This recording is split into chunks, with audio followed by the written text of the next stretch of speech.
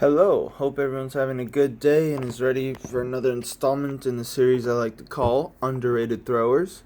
Today we got a special treat. It's Casey Malone. Really underrated thrower in my opinion. As you can see from the title, 68.49 meters is his PR. He's been to several world champs, is a real gamer. Never medaled, but he got 4th in 2009 at one of the greatest world champs ever, famous for Robert Harding coming in clutch and winning. But Casey Malone almost threw a PR at the time then to get third and was beat out by Gerd Cantor by less than a meter. And he is always a really consistent and good performer. Been to several Olympics, been to several world championship teams. Was a compatriot of Ian Waltz and Jared Rome in the mid-2000s and early 2010s. And let's watch his throw a couple times, and then we'll get into his technique. I love how fluid he is and how simple his technique is. And I think it's very mimicable. Or like it can be mimicked very well. Mimical's not a word. But or I don't know. I'm not an English major. I'm a thrower. But let's watch it one more time.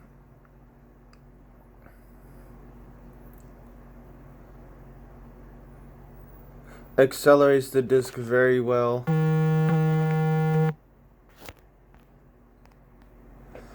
Alright. Let's see. Let's get started with the nitty gritty. Winds very simply.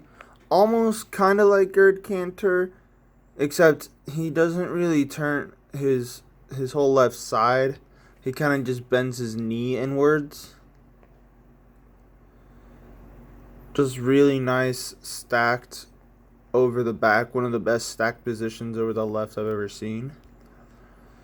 Which leads to very, very consistent throws. And a really, really nice sweep leg. Now, one of the issues, over rotates out of the back on this throw, which leads to a little bit of like technical problems. But he's such a good and consistent technician that he's able to save it at the finish. But we'll get to that. So over rotates a little out of the back. Instead of holding here with his chest and sprinting, he over rotates just a little bit. Well, actually quite a bit. He's still holding his chest, but it's moving, but it's delayed. Oh, shit. Oops. I didn't say that. Yeah, he holds it a little bit out of the back to the middle. But what this causes is a late sprint. And his right leg in the middle to ground on this side of the ring, instead of in the middle. And this will cause his left leg to... This will cause him to land pretty open. Also, another thing I wanted to point out in the middle is he does something very odd. He does not keep his shoulders at a consistent level. His right shoulder is always at a consistent level. He has a really nice orbit. But his left shoulder does some weird stuff that, works for him.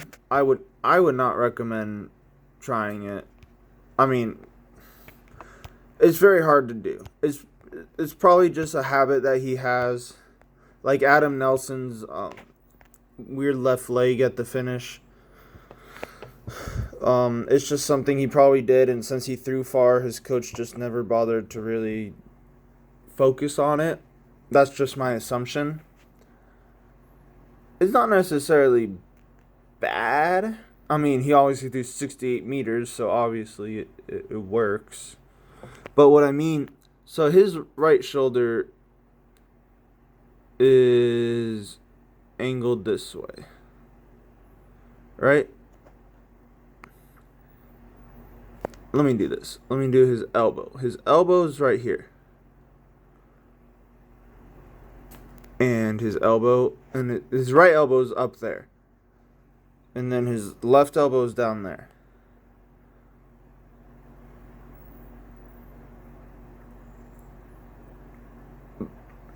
But he doesn't.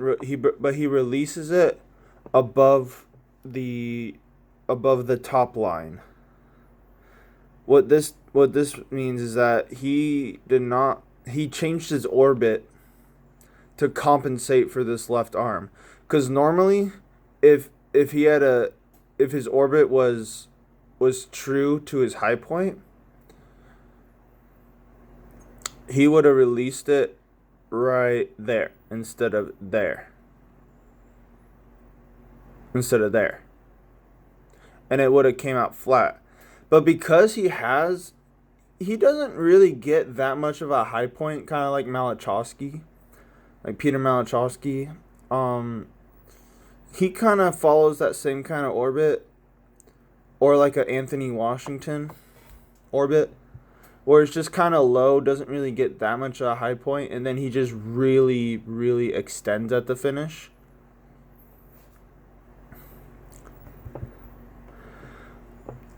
And I mean, it's not bad, it's not good, it's just a style. It's what works. But it's just something to watch out for. If your discus is not flying right, or you keep palming it, or keep doing, or it just does not come out good, or you're just not producing a lot of power on it, it could be because your orbit is off. And that's a good way to tell if you're analyzing. So your left shoulder and your right shoulder, so your right shoulder, well, I should say your right arm will follow what your left arm does. In most cases. Unless you have this style of orbit, in which case you kind of have to manipulate it a little bit. And the way he manipulates it is tilting. Do you see that with the upper body? He kind of breaks a little in his right side core. Not in his hip, but he kind of tilts a little bit. You see how like his head is like that tilted that way, and his upper body is, but his hip is stacked. And so he gets a really exaggerated low point, and then he gets a really exaggerated high point. Because his low point at the back of the ring is that. And then, let me see. Where's his actual low point?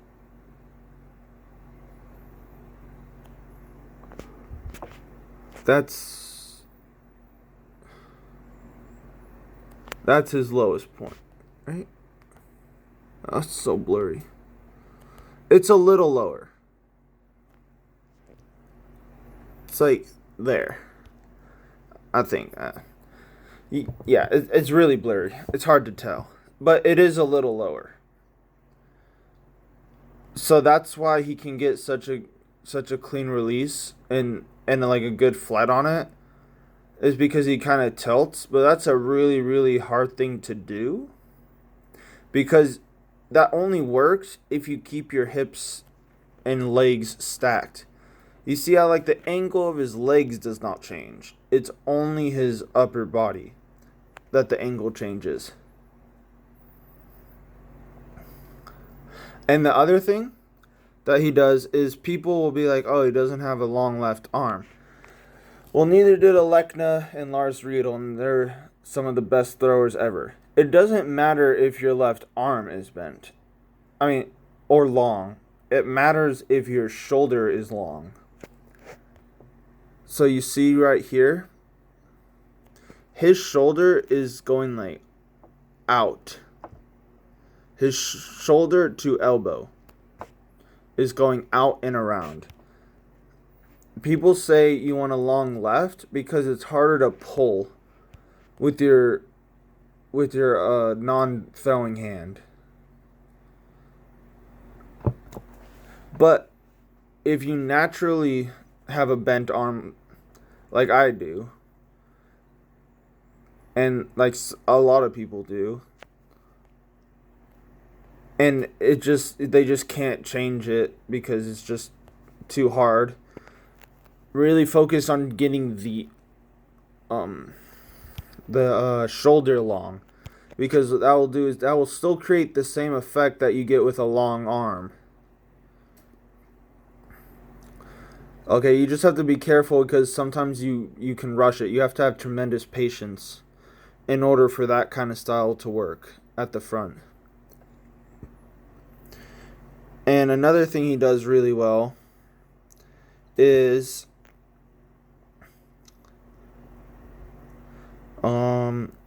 let's see. Oh yeah, he keeps his left foot down, grounded really well. And doesn't jump at the finish, just rotates all the way through. Because he landed open, I mean, kinda. Let's see. Well, his left foot touches there, but he's actually grounded right there. When your left foot is just like, if your left toe's just touching the ground, that's not grounded. It's when you actually have like weight over your left. That's when you're grounded. So even though you may look like you actually land like wrapped, well, like land like in the discus is like back here, wait when you see a video of yourself and wait until you actually look and see where your left actually like has some weight on it. And then you can see if you're actually like staying back. But I mean he is back. I mean, it's not like he's that open. Obviously, like I'm not. This is a really good throw. Obviously, he went 68 meters. You can't have bad technique and throw 68 meters. You have to, even if it looks bad, it can have efficient technique, and that's all it needs. Pretty technique does not equal efficient technique. And that's something I've had to learn the hard way. But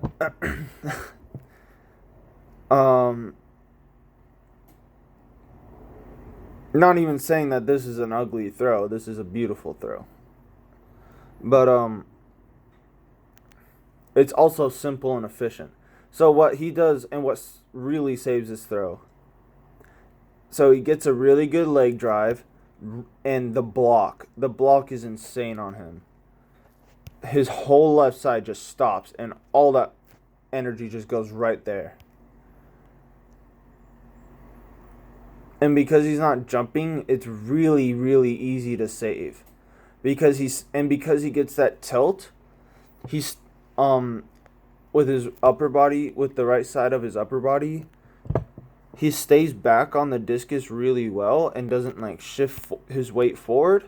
So it's really easy to save a throw and really easy just to rotate around a block and get a really nice release. And it's just really easy for him to say. He's even looking at it and he can save it.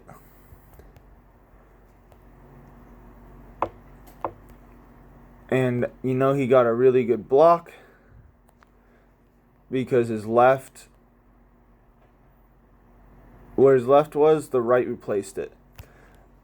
Now, if you notice, where his left and right landed was down this sector, the left sector, instead of down the middle.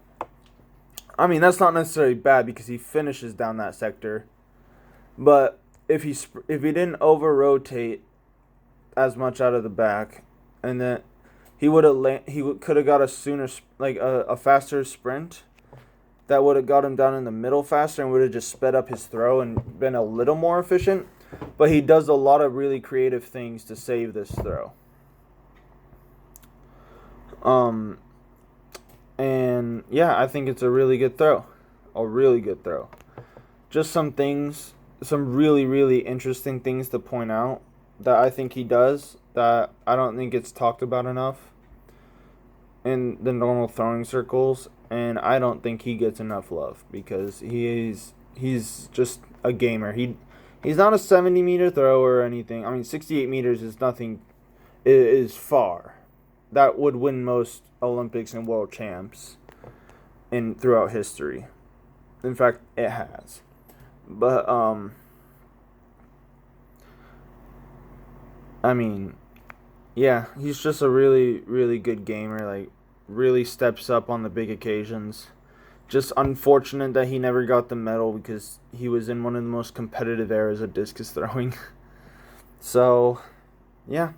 I hope you all enjoyed it and learned something, and have a good day.